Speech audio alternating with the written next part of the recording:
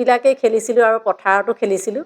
আৰু মাঘৰ বিহুৰ সময়ত আমি এতিয়া যেতিয়া আমি কলেজত আমাৰ অসমীয়া বিভাগৰ প্ৰবক্তা আছিলে নিৰুপমা মহন্ত বাইদেউ, আৰু কোনো দিনেই মই ৰাতিপুৱা হওক, দুপৰীয়া হওক, গধূলি আহাৰ হওক বিচাৰিবলৈ নাই। সেইটো কাৰণে নমস্কাৰ, মই ঋতু ভৰালী। আজি আপোনালোকৰ মাজলৈ এনে এজন ব্যক্তিক আদৰণি জনাইছোঁ, যি সামাজিক মাধ্যমত নিজৰ ৰচনাৰে হাজৰিকা নিশ্চৰিত্ৰৰে অসমীয়া জনসমাজৰ বুকুত মৰম বুটলিবলৈ সক্ষম হৈছে। আহকচোন আমি তেওঁলোকৰ মাজেৰেই পৰিচয় দাঙি ধৰোঁ। নমস্কাৰ, অংকুশ ইউটিউব চেনেললৈ অশেষ ধন্যবাদ জনাইছোঁ, যিহেতু আমাৰ তাৰ সাক্ষাৎকাৰ ল'বলৈ আহিছে। মোৰ নাম হ'ল মিষ্টাৰ পূৰ্ণকান্ত চুতীয়া। মোৰ জন্ম হৈছিল শিৱসাগৰ চাৰিং দুৱৰাপাৰত। তাতেই শৈশৱকালটো পাৰ কৰিলোঁ। বাকী কৰ্মসূত্ৰে আহি যোৰহাট অভিযান্ত্ৰিক মহাবিদ্যালয়ৰ ওচৰতে আমি নিজাববীয়াকৈ এখন ঘৰ পাতি বৰ্তমান বসবাস কৰি আছোঁ। আপোনালৈ ধন্যবাদ আমি জ্ঞাপন কৰিছোঁ। আমাৰ মাজত উপস্থিত থকা পূৰ্ণকান্ত চুতীয়াদেৱৰ আমি পৰিচয় লাভ কৰিলোঁ। আহকচোন এতিয়া তেখেতৰ অৰ্ধাংগিনী আমাৰ মাজত উপস্থিত আছে, তেখেতৰ পৰিচয় আমি তেওঁলোকৰ মুখৰেই জানিব পাৰোঁ। নমস্কাৰ। মই প্ৰথমতে মোৰ পৰিচয় দিয়াৰ আগতে মই অংকুৰ ইউটিউব চেনেললৈ মই বহুত ধন্যবাদ জনাইছোঁ, যিহেতু তেওঁ আজি আমাৰ ওচৰত উপস্থিত হৈছে আমাৰ সাক্ষাৎকাৰ ল'বৰ কাৰণে। প্ৰথমতে মোৰ পৰিচয় বুলি ক'লে মই ক'ম, মই শিৱসাগৰ কালুগাঁৱতে জন্মগ্ৰহণ কৰিছিলোঁ।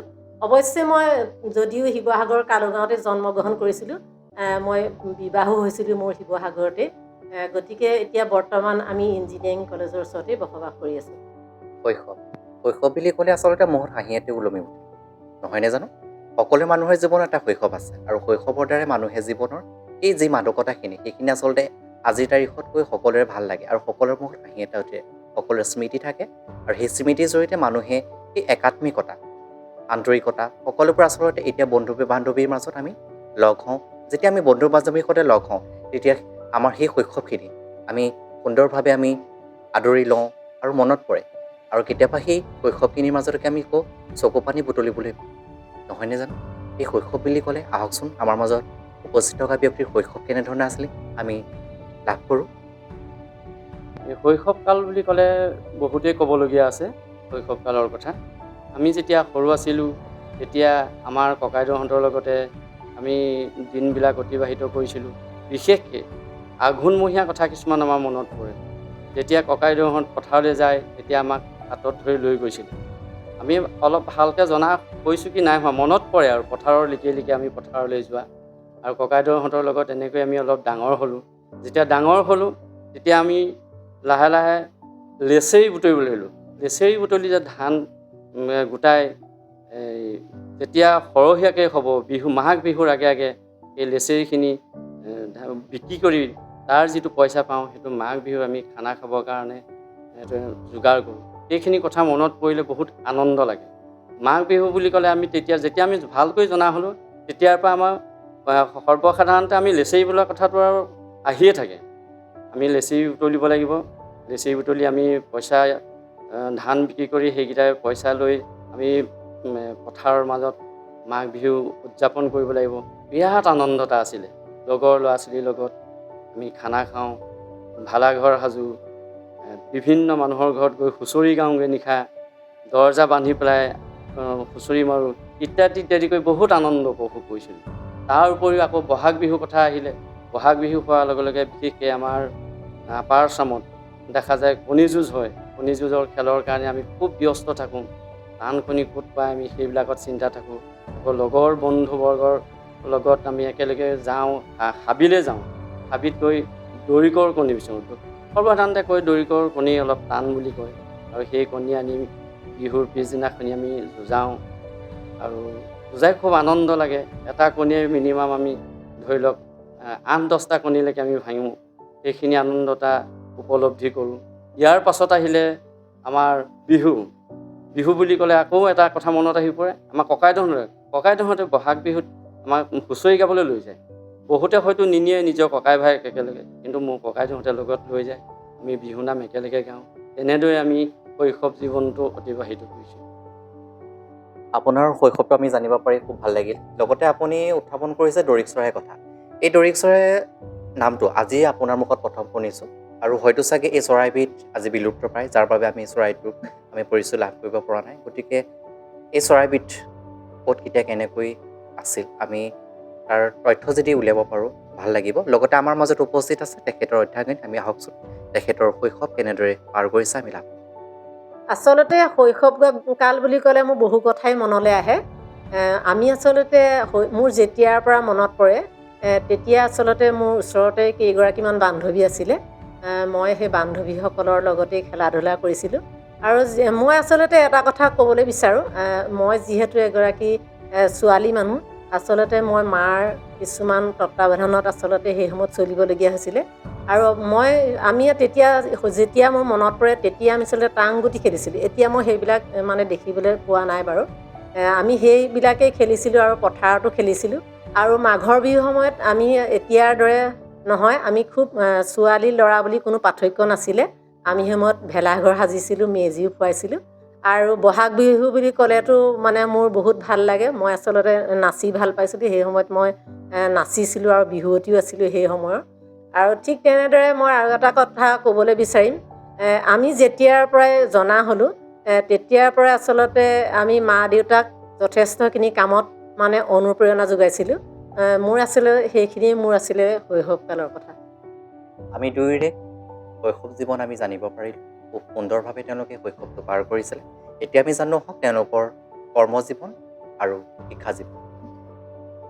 মোৰ শিক্ষাৰ জীৱন বুলি ক'বলৈ গ'লে বহুতেই আছে ক'বলগীয়া। প্ৰাইমেৰী ষ্টেজটো যিহেতু শিৱসাগৰ, মই চাৰিং দুৱাৰপাতে জন্ম, তাতেই প্ৰাইমেৰী শিক্ষা আহৰণ কৰাৰ পাছত চাৰিং ৰাধাকান্ত ফুকন হাইস্কুলত মোৰ স্কুলৰ শিক্ষান্ত পৰীক্ষা দিছিলোঁ 1979-80 বেছ। তাৰ আগতো কেইটামান কথা ক'বলগীয়া হ'ল শিক্ষাৰ লগত সংগতি ৰাখি।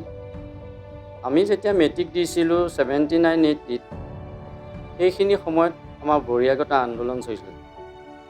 সদৌ অসম ছাত্ৰ সন্থাৰ সহযোগত যেতিয়া বহিৰাগত আন্দোলন চলিছিলে, আন্দোলন চলাৰ কাৰণে আমি আন্দোলনত জঁপিয়াই পৰিছিলোঁ, বিদেশী বহিৰাগত আন্দোলনত। আৰু তাত জড়িত হোৱাৰ কাৰণে আমাৰ শিক্ষাৰ ক্ষেত্ৰত আমি বহুতো পাছ পৰি গ'লোঁ। কাৰণ স্কুলগত শিক্ষাটো আমাৰ তেতিয়া নাইকিয়া হৈ গ'ল। বছৰ হিচাপে স্কুলবিলাক বন্ধ হৈ গুচি গৈছিলে। আমি হাবিত কটাবলগীয়া হৈছিলে বন্ধুবৰ্গৰ ল'ৰাৰ লগত। দিনত হ'লে ঘৰত থাকোঁ, নিশা হ'লে হাবিত যিবিলাক পুখুৰী আছে, ফুটা পুখুৰীবিলাকত আমি নিশা তাত কটাইছিলোঁ। এনেধৰণে অতিবাহিত কৰাৰ ক্ষেত্ৰত আমি আমাৰ শিক্ষাৰ জীৱনটো গতিপথটো বৰ বেয়া হৈ গৈছিল।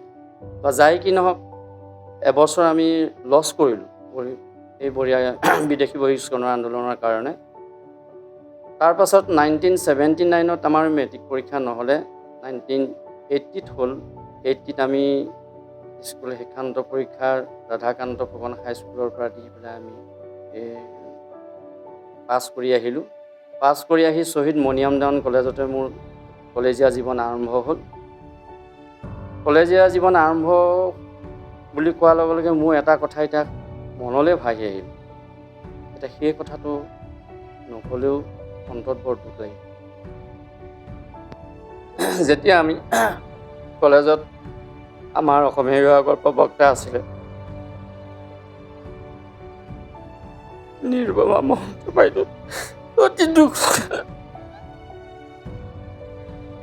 তেখেতে আমাৰ শিক্ষা অসমীয়া বিভাগ পঢ়ুৱাইছিলে। সেইখিনি সময়ত মই অসমীয়া ছেকেণ্ড লেংগুৱেজ লৈছোঁ। বাইদেৱে খুব সুন্দৰভাৱে আমাক অসমীয়া শিকায়। প্ৰতিটো চেণ্টেন্সে আমাৰ হীৰা উপহীৰাৰ মাজে মাজে ৰৈ গৈছিলে। কিন্তু চকু পানী মোৰ এইটো কাৰণে ওলাইছে, তেখেতৰ সন্তান ভাস্কৰজ্যোতি মহন্ত সেইখিনি সময়ত বাইদেৱে যেতিয়া আমাক ক্লাছ লৈছিলে, পঢ়ুৱাইছিলে, বাইদেৱে কয় যে ভাস্কৰজ্যোতি মহন্ত দিল্লীত মোৰ ডাঙৰ ল'ৰাই তাত পঢ়ি আছে, শিক্ষা গ্ৰহণ কৰি আছে। পাছলেহে আমি জানিছোঁ যে ভাস্কৰজ্যোতি মহন্তৰ ভায়েক ননীগোপাল মহন্ত, সৰু ভায়েক শ্যামকানু মহন্ত, এই বিষয়ে আমি ডিটেইলছটো এতিয়াহে জানিছোঁ। কিন্তু এতিয়া এইটো কাৰণে মোৰ চকু পানী ওলাইছে। ইমান সুন্দৰ পৰিৱেশত ডাঙৰ দীঘল হোৱা এখন সংসাৰ বাইদেউৰ এতিয়া মই কেতিয়াবা ইউটিউবতে হওক বা ফেচবুকতে হওক বাইদেউক দেখিবলৈ পাইছোঁ। বাইদেউৰ অৱস্থাটো দেখি অতি দুখদায়ক। বিধিৰ লিখন বোলে নহয় খণ্ডত। গতিকে সেইখিনি কথা উল্লেখ কৰি মই নোৱাৰিলোঁ। বাৰু যাই কি নহওক, শ্বহীদ মণিয়ামদান কলেজত প্ৰি ইউনিভাৰ্চিটি শিক্ষা সামৰি মোৰ ডাঙৰ ককাইদেউ গুৱাহাটীত চাকৰি কৰি আছিলে আৰু সেই সূত্ৰে গৈ মই ডাঙৰ ককাইদেউৰ লগত থাকি মোৰ কাৰিকৰী জীৱনৰ শিক্ষা পাতনি মেলি আৰু তাতেই 3 বছৰত মোৰ কাৰিকৰী শিক্ষা সমাপন কৰিলোঁ। কৰাৰ পাছত আহি নিজৰ ঘৰলৈ আহিলোঁ শিৱসাগৰ। মা দেউতাৰ লগত থাকিলোঁ 1 বছৰ চাকৰি বিচাৰি। এবছৰ যেতিয়া অতিবাহিত হ'ল, হোৱাৰ পাছত ডাঙৰ ককাইদেউ ঘৰলৈ আহিছিলে। ককাইদেউৱে সুধিলে যে চাকৰি তুমি বিচৰা নাই নেকি? মই বোলো বিচাৰিছোঁ, পোৱা নাই। যদি নাই পোৱা তেতিয়াহ'লে তুমি গুৱাহাটীলৈ আকৌ ওলোৱা। সেই বুলি ক'লত গুৱাহাটীলৈ আকৌ পুনৰ ককাইদেউৰ ওচৰলৈ আহিলোঁ আৰু ককাইদেউৰ তাতে থাকি মোৰ ডিৰেক্টৰ অফ টেকনিকেল এডুকেশ্যনৰ আণ্ডাৰতে যোৰহাট অভিযান্ত্ৰিক মহাবিদ্যালয়ত মোৰ শিক্ষকতাৰ জীৱন আৰম্ভ হ'ল। যোৰহাট অভিযান্ত্ৰিক মহাবিদ্যালয়ত 8 বছৰ চাকৰি কৰিলোঁ। কৰাৰ পাছত যোৰহাট প্ৰিন্স কলেজত মোৰ কৰ্মজীৱন আকৌ দ্বিতীয়বাৰ আৰম্ভ হ'ল। তাত সুদীৰ্ঘ 30 বছৰ চাকৰি কৰিলোঁ। ইঞ্জিনিয়াৰিং কলেজ আৰু প্ৰিন্স কলেজ দুই ঠাইতে কৰ্মজীৱন ধৰি মই 38 বছৰ কাৰ্যকালৰ শেষত মই অৱসৰ গ্ৰহণ কৰিলোঁ। অৱসৰ গ্ৰহণ কৰি বৰ্তমান কৃষিতেই ব্যস্ত হৈ আছোঁ। সামাজিকো 2-এটা কামত ব্যস্ত হওঁ। গছপুলি ৰোৱা, শাক পাচলিৰ খেতি কৰা, সামাজিকভাৱে নামঘৰৰ লগত জড়িত হৈ থকা, এনেধৰণে বৰ্তমান এই পৰ্যায়ত চলি আছোঁ। আৰু বিশেষ মোৰ এটা কথা মনত পৰে কৰ্মৰ জীৱনৰ কথা, যে আমি ছাত্ৰ ছাত্ৰীক শিক্ষা দিওঁ, কিন্তু শিক্ষা দিওঁতে বহু শিক্ষকে দেখা পোৱা যায় 45 মিনিট সময় ক্লাছ কৰাৰ পাছত যিখিনি তেওঁ শিকাই গ'ল, ছাত্ৰ ছাত্ৰীয়ে কেনেধৰণে আহৰণ কৰিব পাৰিলে আৰু নোৱাৰিলে, কিন্তু বহু শিক্ষকে সেই কথাটো অনুভৱ নকৰে যে মই কি বুজালোঁ আৰু ছাত্ৰ ছাত্ৰীয়ে কি বুজিলে। এই ধাৰণাটো কিন্তু শিক্ষকসকলৰ থকা উচিত। মই এই চেনেলৰ যোগে সেই কথাটোৱে ক'বলৈ বিচাৰিছোঁ। আৰু এই সাক্ষাৎকাৰটো মই লোৱাৰ কাৰণে মই অতি সৌভাগ্যৱান বুলিয়ে ভাবিছোঁ। এইটো কাৰণে যে ছাত্ৰ ছাত্ৰীক শিক্ষকে বুজোৱাৰ পাছত শিক্ষকে ৰিপিট কৰিব লাগে যে মই বুজোৱাখিনি তেওঁলোকে কিমান বুজিছে। তেতিয়া ছাত্ৰ ছাত্ৰী বোলে বুজা নাই, তেতিয়াহ'লে কেনেধৰণে বুজালে ছাত্ৰ ছাত্ৰীয়ে সেই কথাখিনি মগজত সোমাব, সেই কথাখিনি ধাৱমান কৰাটো এজন শিক্ষকৰ বহুত প্ৰয়োজন। যাই কি নহওক, মোৰ কৰ্মজীৱনৰ বিষয়ে মই এইখিনিয়েই ইউটিউব চেনেল অংকলৈ জনালোঁ। আৰু মই বিশেষ ক'বলগীয়া নাই মোৰ শিক্ষা আৰু কৰ্মজীৱনৰ। ধন্যবাদ জনাইছোঁ। আহক এতিয়া আমি লগে লগে আমি অন্যগৰাকীৰ শিক্ষা জীৱন আৰু কৰ্মজীৱন আমি লাভ কৰোঁ। এতিয়া শিক্ষা জীৱন বুলি ক'লে মই ক'বলৈ বিচাৰিম, মই এখন গাঁৱৰে বৰপাত্ৰদলি হাইস্কুলতে মই শিক্ষা জীৱন আৰম্ভ কৰিছিলোঁ আৰু তাতে মই হাইস্কুল শিক্ষান্ত পৰীক্ষাও পাছ কৰিছিলোঁ। তাৰপিছত ইয়াৰ পাছ কৰাৰ পাছত মই শিৱসাগৰে জয়সাগৰ কলেজত মই এডমিশ্যন লৈছিলোঁ। তাতেই মই হিষ্ট্ৰীত মেজৰ লৈ মই ডিগ্ৰী লৈছিলোঁ। তাৰপিছত অলপ দিনৰ পিছতে মই লগতে এই হাইস্কুল শিক্ষান্ত পৰীক্ষা দিয়াৰ পিছতেই মই হিন্দীটো বিষাৰত লৈছিলোঁ। আৰু যি কি নহওক মোৰ শিক্ষা জীৱন আছিল তেনেকুৱা ধৰণে। তাৰপিছত মই বৈবাহিক জীৱনত আবদ্ধ হৈছিলোঁ। কিন্তু বৈবাহিক জীৱনত বুলি ক'বলৈ গ'লে মই প্ৰথমতে ক'ব লাগিব, মোক স্বামীয়ে এটা কথাই প্ৰথম অৱস্থাতে কৈছিলে, যিহেতু মই চাকৰি কৰিব নালাগে। তথাপিও মই ডিগ্ৰী লোৱাৰ পাছত এখন স্কুলতো অলপ দিন কৰিলোঁ। তাৰপিছত মই স্কুলত কৰাৰ পাছতে মই এটা কোম্পেনীটো জব কৰিছিলোঁ বহুত দিন। দিয়াৰ পিছত বাৰু কিছুমান ঘৰুৱা সমস্যা আৰু এখেতৰ যিহেতু মোক চাকৰি কৰিব নালাগে সেই কথাটো কৈ আছিলে, সেইকাৰণে মই সিমানতে মানে মোৰ কৰ্মজীৱন সামৰণি মাৰিবলগীয়া হ'ল। আমি জানিব পাৰিছোঁ যে বিয়াৰ আগেই আমাৰ দৰাৰ ফালৰ পৰা প্ৰস্তাৱ আহিছে যিহেতু চাকৰি কৰিব নালাগে। আহকচোন আমি সেই কন্যাগৰাকীৰ কিদৰে বিবাহপাশত আবদ্ধ হৈছিল, প্ৰেমৰ জৰিয়তে নে ঘৰুৱা জৰিয়তে, আহক আমি জানো বৈবাহিক জীৱনৰ বিষয়ে। এতিয়া বৈবাহিক জীৱনৰ কথা ক'বলৈ গ'লে এতিয়া আমাৰ প্ৰেমৰ ভাৱেও বিয়া হোৱা নাছিলোঁ। আমি বিয়া হৈছিলোঁ মানে এনেকুৱা ধৰণে, মই যে কৈছোঁৱে মই যিহেতু এটা প্ৰাইভেট কোম্পেনীত জব কৰি আছিলোঁ, তেতিয়া মই মানে ঘৰ আচলতে এটা ঘৰ ভাড়া লৈ আছিলোঁ। আমি দুগৰাকী আছিলোঁ একেলগে থাকোঁতে মানে এখেতে সেই সময়ত মানে ছোৱালী চাই আছিলে বিয়া পাতিবৰ কাৰণে। তাৰপিছত তেখেতে মানে সেই মালিককে কৈছিলে যে এনেকৈ মালিকৰ লগৰ এজনক কৈছিলে, এখেতৰ লগত প্ৰিন্সিপালছত একেলগে চাকৰি কৰিছিলে, যে মই এগৰাকী মানে ছোৱালী বিয়া পাতিবৰ কাৰণে চাই আছোঁ। তেতিয়া তেখেতে ক'লে আপুনি কেনেকুৱা ধৰণৰ ছোৱালী বিচাৰিছে বাৰু? তেখেতে ক'লে মই মানে চাকৰি বাকৰি থকাটো বিচৰা নাই, খালী মই অলপ পঢ়া শুনা ছোৱালী এগৰাকী বিচাৰিছোঁ, তেনেকৈ ক'লে। তাৰপিছত তেতিয়া মানে সেই মালিকৰ ঘৰৰ মানুহজনক এখেতৰ লগৰজনে ক'লে যে এনেকৈ আপোনালোকৰ ঘৰত যে ভাড়া ঘৰত আছে, ছোৱালীজনী বিয়া দিব নি বাৰু? তাৰপিছত তেখেতে আহি ৰাতি মানে মোক সেই প্ৰস্তাৱটো সুধিছে যে তুমি এনেকৈ বিয়া হ'বা নেকি বাৰু? তাৰপিছত মই চব ডিটেইলছটো সুধিলোঁ। মোৰ মানে এটা কথা আছিলে, সৰুৰ পৰাই মোৰ এটা লক্ষ্য আছিলে যে মই মানে এটা কথা মই সৰুৰ পৰাই ভাবি আছিলোঁ, যদি যিকোনো এজন ল'ৰালৈ বিয়া হোৱাৰ আগতে মই প্ৰথমতে এটা কথা সদায় বিচাৰিছোঁ, এতিয়াও মই সকলো ছোৱালীকে মই সেইটো কথা ক'বলৈ বিচাৰোঁ, টকা পইচাতকৈও মানুহজনৰ স্বভাৱ চৰিত্ৰটো মানুহে মেইন কথা, সেইটো চাব লাগে। তাৰপিছত মই প্ৰথমতে এইটো কথাই সুধিছিলোঁ, তেখেতৰ স্বভাৱ চৰিত্ৰটোৰ কথা কিন্তু মই এখেতে গম নোপোৱাকৈ আগতে সুধি লৈছিলোঁ। তাৰপিছত তেখেতে ক'লে যে ল'ৰাজন ঠিকেই আছে, খুব ভাল ল'ৰা, এনেকৈ তুমি যদি বিয়া সোমাবলৈ ইচ্ছা কৰা মই কথা পাতি দিব পাৰোঁ। মই ক'লোঁ তেতিয়াহ'লে ঠিক আছে আৰু বাৰু আপুনি এটা কথা ক'ব, মই তেখেতৰ লগত ডাইৰেক্ট এই বিষয়ে একো নেপাতোঁ, তেখেতৰ মোক এনেই আপুনি ইনডাইৰেক্টলি বাৰু মই কাইলৈ মানে অফিচলৈ যাওঁতে মোক চাবলৈ ক'ব। তাৰপিছত ঠিক তেখেতক চাগে কিবা এটা ইংগিত দিলে সেই সময়তে। মই মানে তেতিয়া গৈছোঁ 10টামান বজাত ওলাই, এখেতো গৈছে, তেতিয়া প্ৰিন্সিপালছত চাকৰি আছিলে, গৈছে। যাওঁতে মানে ৰাস্তাত চাগে মোক এখেতে দেখিলে, এতিয়াও কিন্তু কয় তোমাৰ বোলে মোৰ চুলিখিনি দেখিয়ে মোৰ পচন্দ হ'ল। তাৰপিছত মানে যাওঁতে মোক কিন্তু মাত বোল কৰা নাই। তাৰপিছত পিছবেলালৈ মানে সেই লগৰজনৰ আগত খবৰ দিছে যে মোৰ ছোৱালীজনী পচন্দ হৈছে, মই মোৰ দাদাক বাৰু পঠাম নেকি, এনেকৈ কয়। তাৰপিছত মোক লগৰজনে ক'লে পঠাব নেকি বাৰু তোমালোকৰ ঘৰলৈ, মানে তোমাক পচন্দ হৈছে বোলে, এনেকৈ ক'লে। তাৰপিছত মই বোলো হ'ব তেন্তে। তাৰপৰা সেই বুলি কোৱাৰ লগে লগে অহা যিটো দেওবাৰ পৰিব, সেই দেওবাৰটোত এখেতৰ মানে ককায়েকক মোৰ ঘৰলৈ পঠাই দিছে।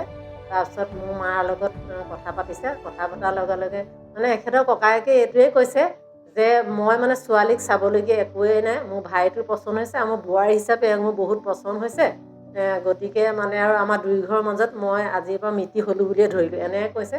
তাৰপিছত সেই কথাটো ক'লে, কোৱাৰ লগে লগে আৰু মানে আমাৰ তেনেকৈ বিয়া এখন আৰম্ভ হ'ল আৰু অক্টোবৰৰ 3 তাৰিখে। তেনেকৈ আমাৰ বৈবাহিক জীৱন আৰম্ভ হ'ল আৰু।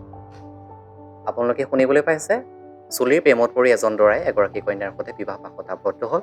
গতিকে আমি আপোনালোকৰ আহ্বান জনাইছোঁ গাভৰুসকলে, আপোনালোকে চুলি দীঘল কৰক, আৰু প্ৰেমত পৰি বিবাহ যদি আৰু কোনোবা আছে তেতিয়াহ'লে আমাক কমেণ্ট কৰিবলৈ নাপাহৰিব। আমি ভিডিঅ'বোৰত দেখি আছোঁ আপুনি খুব সুন্দৰভাৱে পিঠা পনা তৈয়াৰ কৰে। আচলতে সেই অসমীয়া আজিৰ সমাজখনত আজিকালি বোৱাৰীবোৰে সাধাৰণতে পিঠা কৰিবলৈ প্ৰায় পাহৰিয়ে গৈছে, ঢেঁকীশাল নাইকিয়া হৈছে আৰু মিক্সি উৎপন্ন হ'ল। গতিকে সেই পিঠা পনাৰ জৰিয়তে আপুনি সমাজলৈ কি ক'ব?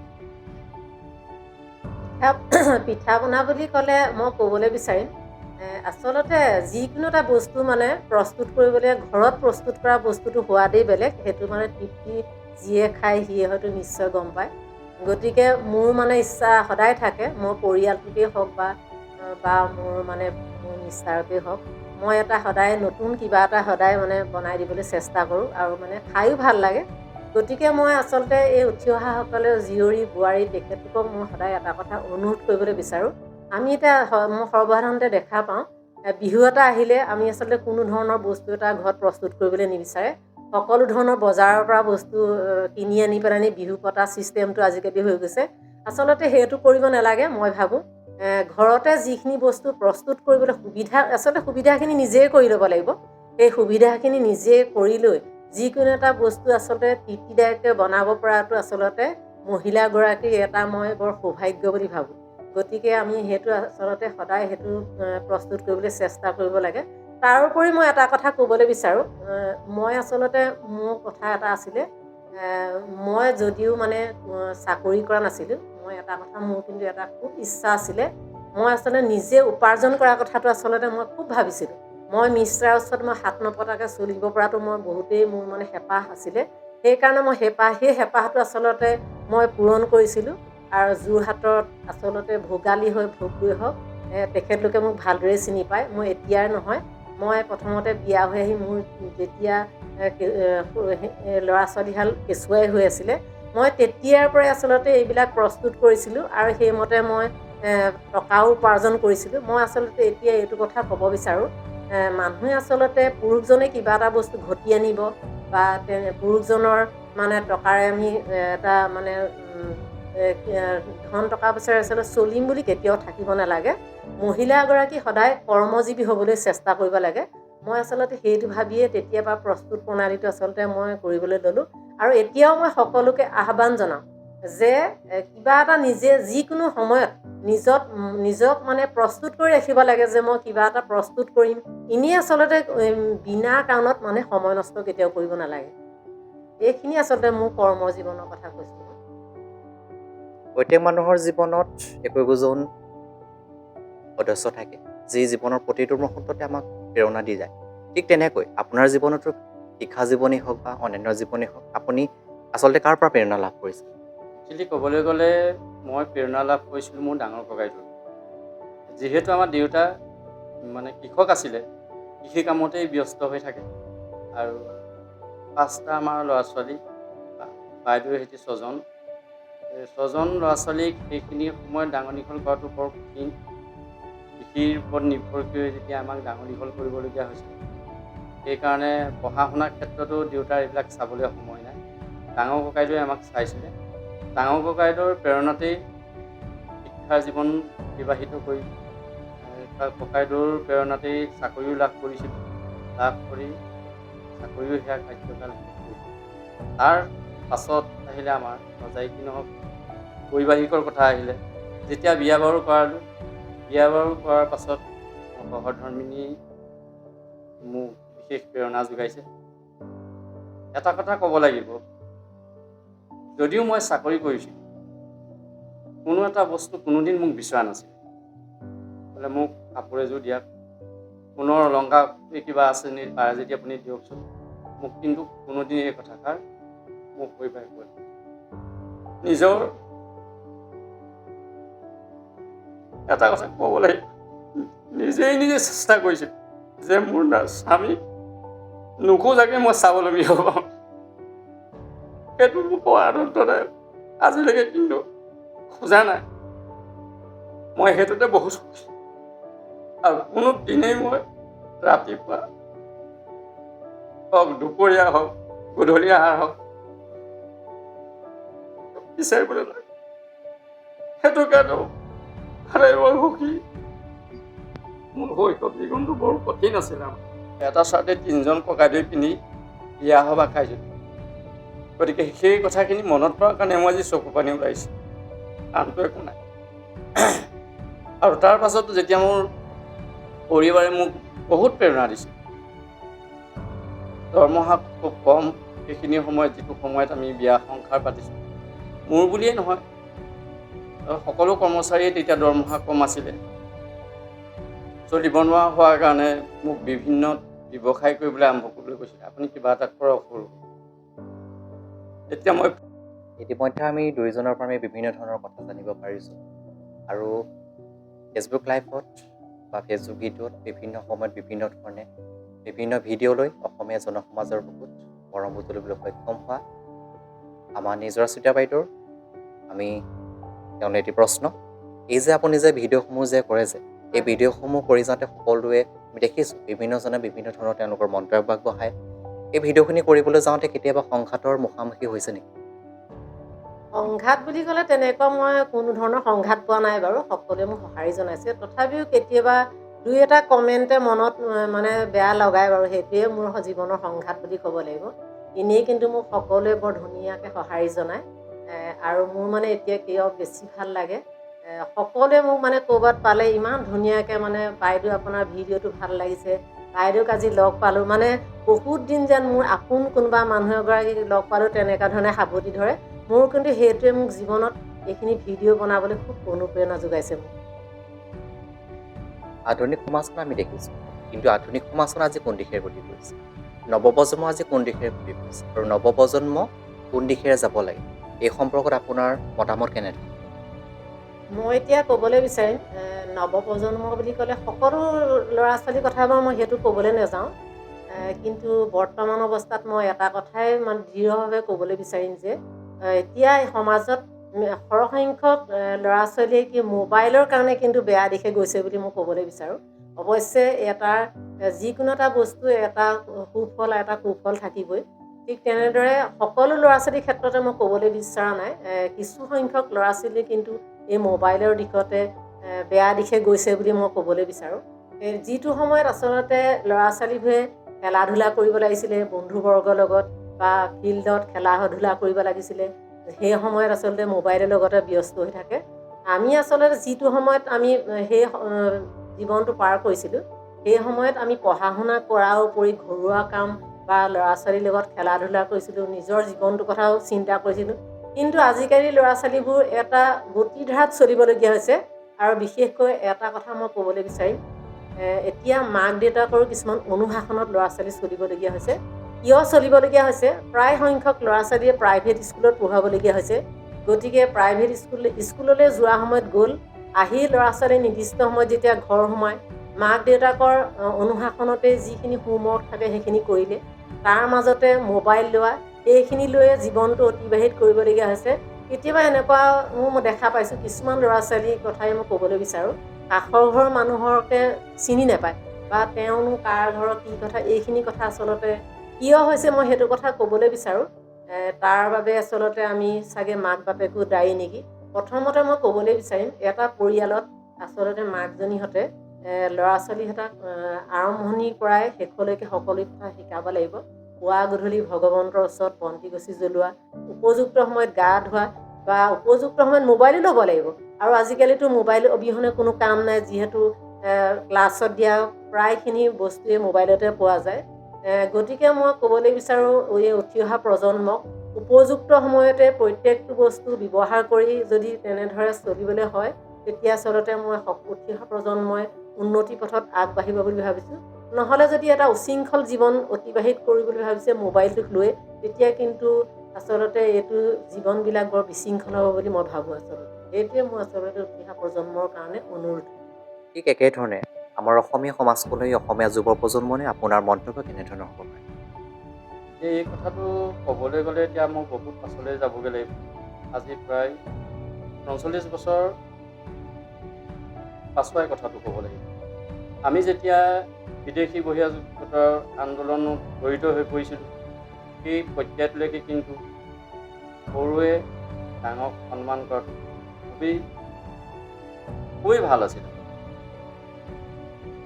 আমি যেতিয়া সৰু হৈ আছিলোঁ, তেতিয়া আমাক পঢ়োৱা শিক্ষাগুৰু বুলিয়েই নহয়, আমাক নপঢ়োৱাকৈ হাইস্কুলৰ যিসকল শিক্ষক আছিলে আমি চিনি পাওঁ, নিজৰ শিক্ষাগুৰুকৈও সেইসকল শিক্ষাগুৰুক আমি যদি ৰাস্তা পদূলিয়ে পাওঁ, আমি চাইকেলৰ পৰা নামি সন্মান জনাওঁ।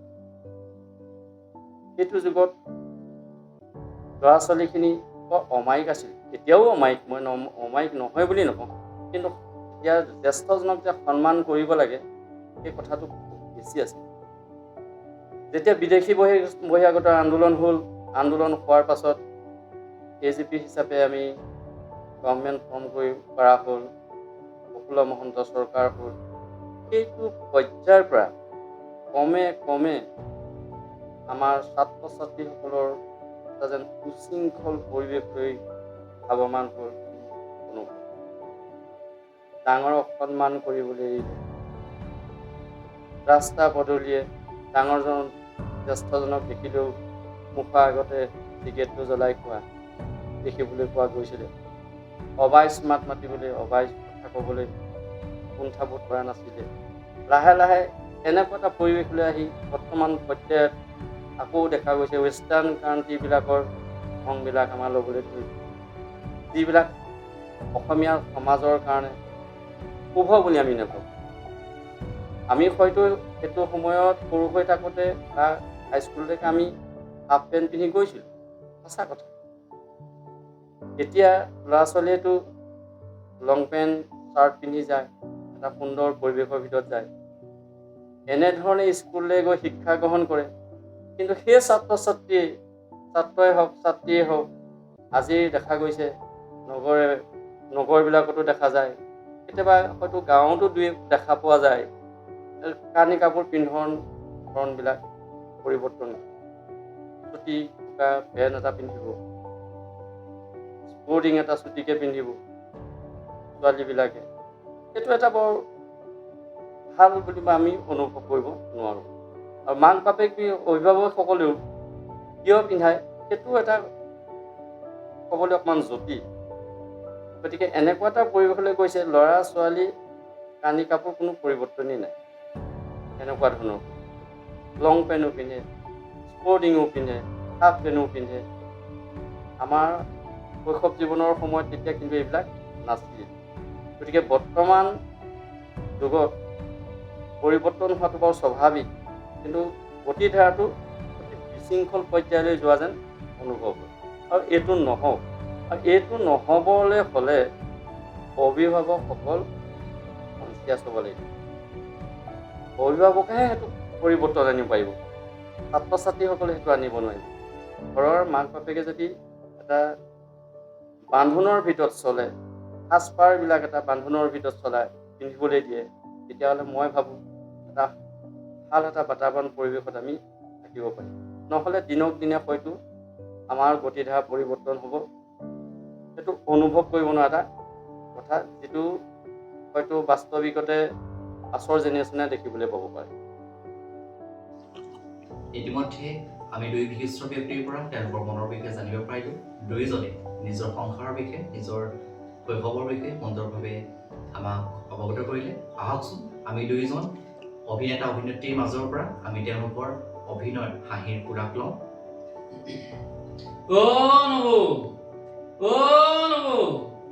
কি কৰিছে? হাজৰিকা আহি একেবাৰে ভিতৰ পালেহি। মই অৰ্ডাৰ আছিলে পিঠা কেইটামান বনাই আছিলো, গম পাইছেনে? মাতিছিলো নহয় কেইবাবাৰো, আপুনি নুশুনিলে চাগে। নাই শুনা দেই হাজৰিকা। আপুনি এটা কথা কিন্তু হাজৰিকা, মই কিন্তু এনেকে সোমাই আহিব ভাল পোৱা নাই। আমাক কিন্তু এখেতে দেখিলেতো বৰ বেয়া পাব, গম পাইছেনে? আপুনি এনেকে সোমাই আহিব নালাগে নহয়। মই আপোনাক বুলি এইটো কথা ক'বলৈ বিচৰা নাই। আচলতে মই মহিলাই হওক বা পুৰুষেই হওক, আচলতে পটককে ভিতৰলৈ এনেকে আচলতে সোমাই আহিব নালাগে। বাহিৰত অলপ দেৰি ৰ'ব লাগে, ৰৈহে ভিতৰলৈ সোমাই আহিব লাগে। ব'লক ব'লক ভিতৰতে বাহিৰতে বহক দেই, আপুনি ভিতৰত নৰব, ব'লক ব'লক। হাজৰিকা, মই আপোনাৰ কথাটো বৰ ৰাফকে ক'লো, আপুনি বেয়া পালে নি বাৰু? নাই কোৱা, হ'ব দিয়ক। বুজিছে হাজৰিকা, মোৰ আজি মনটো মানে একেবাৰে বেয়া, গম পায়? কি হ'ল মানে গম পায়? আমাৰ এখেতে মানে মোক মানে ল'ৰাটোৱে হওক বা ছোৱালীজনীয়ে হওক, ক'ৰ পৰা যদি অহা দেৰি হয় অকল মাকজনীকে ধৰে, হাজৰিকা, সেইটো কথা হ'ল নি বাৰু? আপুনি ভাবকচোন বাৰু, ল'ৰাই হওক বা ছোৱালীয়ে হওক বা দুইজন বাৰু মাক দেউতাকৰ অৰিহণা নাথাকে জানো বাৰু, হয় নহয় হাজৰিকা? সেইকাৰণে মই আপোনাক ক'লো হাজৰিকা, আপুনি কিন্তু ঘৰত আকৌ এনেকে গালি গালাজ নাপাৰিব দেই মানুহগৰাকীক। এই কথাটো কিন্তু বুজিবলৈ সদায় চেষ্টা কৰিব দেই হাজৰিকা। ঠিক কৈছে। আপুনি বহক, বেয়া আছে নাপাব, মই আপোনালোকে চাহ একাপ বনাই আনিছো দেই হাজৰিকা। ইতিমধ্যে আপোনালোকে আজি আমাৰ আমন্ত্ৰিত অতিথি পূৰ্ণকান্ত চুতীয়া আৰু নিজৰা চুতীয়া দুয়োগৰাকী বিশিষ্টলৈ আমি অংকুশৰ পৰা আন্তৰিক শ্ৰদ্ধা আৰু কৃতজ্ঞতা জ্ঞাপন কৰিছোঁ। আপোনালোকে দেখিলে আপোনালোকে শুনিলে তেওঁলোকৰ শৈক্ষিক জীৱন, আপোনালোকে শুনিলে তেওঁলোকৰ বৈবাহিক জীৱন, আপোনালোকে শুনিলে অসমীয়া সমাজ জীৱনলৈ তেওঁলোকৰ ছাত্ৰ ছাত্ৰীসকললৈ, আমাৰ অসমীয়া সমাজৰ ছাত্ৰ ছাত্ৰীসকললৈ, আধুনিক ছাত্ৰ ছাত্ৰীসকললৈ তেওঁলোকৰ বহুমূলীয়া মন্তব্য।